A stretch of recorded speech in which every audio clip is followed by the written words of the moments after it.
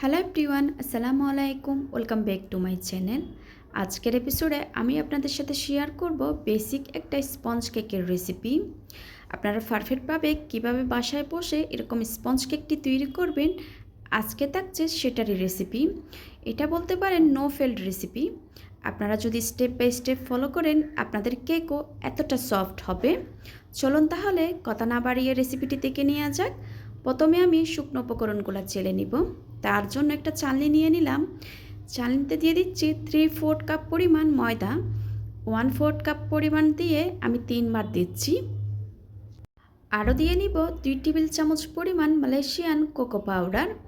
1 চা চামচ পরিমাণ বেকিং পাউডার দিয়ে নিচ্ছি। প্রতি হাফ কাপের জন্য কিন্তু হাফ চা চামচ বেকিং পাউডারই যথেষ্ট। আর বেকিং পাউডারটা কিন্তু চামচের একদম সমান করে নেবেন, উঁচু করে কিন্তু নেওয়া যাবে না। 1/4 টিস্পুন পরিমাণ লবণ দিয়ে এবার শুকনো উপকরণগুলো খুব ভালো মতো করে চেলে নিচ্ছি। চেলে নেওয়া হয়ে গেলে একটা স্প্যাচুলার সাহায্যে আমি শুকনো উপকরণগুলো খুব ভালো মতো করে মিশিয়ে নিচ্ছি। আপনারা চেষ্টা করবেন এই শুকনো উপকরণটা 2 থেকে 3 বার চেলে নেওয়ার জন্য। শুকনো উপকরণগুলো মিশিয়ে নেওয়া হয়ে গেছে। এবার এক পাশে আমি ঢেকে রেখে দিব। অন্য একটা পাত্রে রুমের স্বাভাবিক তাপমাত্রায় 4টা ডিমের সাদা অংশ নিয়েছি। আমি কুসুমটাকে আলাদা করে নিয়েছি। এবার একটা ইলেকট্রিক বিটারের সাহায্যে মিডিয়াম স্পিডে আমি 10 থেকে 15 সেকেন্ড পর্যন্ত বিট করে নিব। অর্থাৎ ডিমের সাদা অংশটাকে একটু ফ্লাফি করে নিচ্ছি। এবার বিটারটা আমি অফ করে দিয়ে দিব চিনি।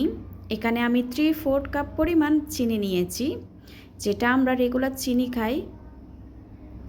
আবারও আমি ইলেকট্রিক বিটারের সাহায্যে বিট করে নিব 2 থেকে 3 মিনিট। স্পঞ্জ কেকে কিন্তু আমি সবসময় তেল ব্যবহার করি। অনেকে কিন্তু স্পঞ্জ কেকে তেলটা ব্যবহার করেন না। আপনারা চাইলে করতে পারেন। তেল দিলে কিন্তু কেকের টেস্টটা অনেক গুণ বেড়ে যায়। আমি আবারও চিনি দিয়ে দিব। আমি কিন্তু চিনিটা ধাপে ধাপে অ্যাড করছি। সবগুলা চিনি কিন্তু একবারে দিয়ে দিই নাই। আমি কিন্তু সবসময় এরকম 2 থেকে 3 বার করে চিনি দিয়ে বিট করে নিই। এবার আমি সম্পূর্ণ চিনিটুকু দিয়ে যতক্ষণ না পর্যন্ত চিনিটা মেল্ট হয়ে যাবে ততক্ষণ পর্যন্ত আমি বিট করে নিব। এটা কিন্তু খুবই ইম্পর্ট্যান্ট, চিনিটা গলেছে কি না আপনারা চেক করে নেবেন। এই ডিমের সাদা অংশটাকে আপনারা যদি ভালোভাবে বিট না করেন কেকের উপরে কিন্তু ভেজা ভেজা ভাবটা থাকবে। ডিমের ফোমটা যখন এইভাবে সাদা ফোমে পরিণত হবে বিটারটা অফ করে ডিমের কুসুম দিয়ে নিচ্ছি। আরও দিয়ে নিব 2 টেবিল চামচ পরিমাণ রান্নার রেগুলার তেল, যেটা আমরা সয়াবিন তেল খেয়ে থাকি। 1 চা চামচ পরিমাণ ভ্যানিলা এসেন্স দিয়ে নিচ্ছি। আপনারা চাইলে এরকম চকলেট ইমালশনগুলো দিয়ে নিতে পারেন। আমি কিন্তু ভ্যানিলা এসেন্সটা দিয়ে থাকি। আবারও বিট করে নিব 15 থেকে 20 সেকেন্ড পর্যন্ত। এই পর্যায়ে কিন্তু আমি ওভার বিট করব না। ওভার বিট করতে গেলে কিন্তু ডিমের ফোমটা বসে যাবে। এই ছোটো ছোটো টিপসগুলো কিন্তু আপনাদের মনে রাখতে হবে কেক তৈরি করার সময়। বিট করা হয়ে গেছে। বিটারটা সরিয়ে নিয়ে আমি শুকনো উপকরণগুলো দিয়ে নিব। শুকনো উপকরণগুলো কিন্তু আমি আরেকবার চেলে দিয়ে নিব। এবার অল্প পরিমাণ শুকনো উপকরণ চেলে নিয়ে একটা হ্যান্ড হুইক্সের সাহায্যে আমি আলতো হাতে ফোল্ড করে করে মিশিয়ে নিচ্ছি। এটা কিন্তু একদিক থেকে ঘুরিয়ে ঘুরিয়ে শুকনো উপকরণটা মিশাতে হবে। আপনারা যদি উল্টাপাল্টা করে মিশান ডিমের ফোমটা বসে যাবে। তখনও কিন্তু কেকটা অনেক বেশি ফুলে গিয়ে ঠান্ডা হওয়ার পর চুপসে যাবে। আর এই পর্যায়ে কিন্তু ওভেনে দিলে ওভেনটা আপনারা প্রিহিট করে নেবেন 10 মিনিটের জন্য 160 ডিগ্রিতে। আর চুলায় বেক করলে চুলাতেও একটা পাতিল বসিয়ে দিয়ে 10 মিনিটের জন্য প্রিহিট করে নেবেন। আর চুলার আঁচটা থাকবে একদম লো থেকে একটু বাড়িয়ে। আমি কিন্তু আপনাদের সাথে কথা বলতে বলতে 2 থেকে 3 বার করে শুকনো উপকরণগুলো মিশিয়ে নিয়েছি। এবার দিয়ে নিব 1 টেবিল চামচ পরিমাণ গরম পানি। আবারও আমি খুব ভালো মতো করে মিশিয়ে নিচ্ছি। এটা দেওয়ার কারণে কিন্তু কেকটা অনেকক্ষণ পর্যন্ত সফট থাকবে। আমি খুব ভালোভাবে মিশিয়ে নিয়েছি।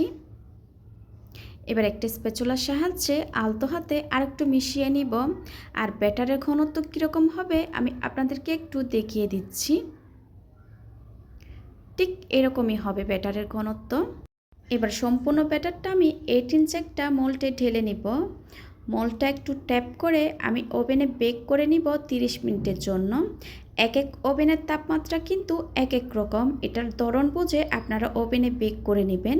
আর চুলায়ও বেক করলে আপনারা 30 মিনিটের জন্য বেক করে নিতে পারেন। চুলায় কিন্তু বেক করার অনেকগুলো রেসিপি আমার চ্যানেলে দেওয়া আছে, চাইলে সেখান থেকে দেখে নিতে পারেন। আর কেকটা ওভেন থেকে বের করে নিয়েছি, ঠান্ডা হয়ে যাওয়ার পর আমি মোল্ড থেকে ছাড়িয়ে নিয়েছি। এবার কেকটা কতটা সফট হয়েছে আমি আপনাদেরকে একটু দেখিয়ে দিচ্ছি, দেখুন।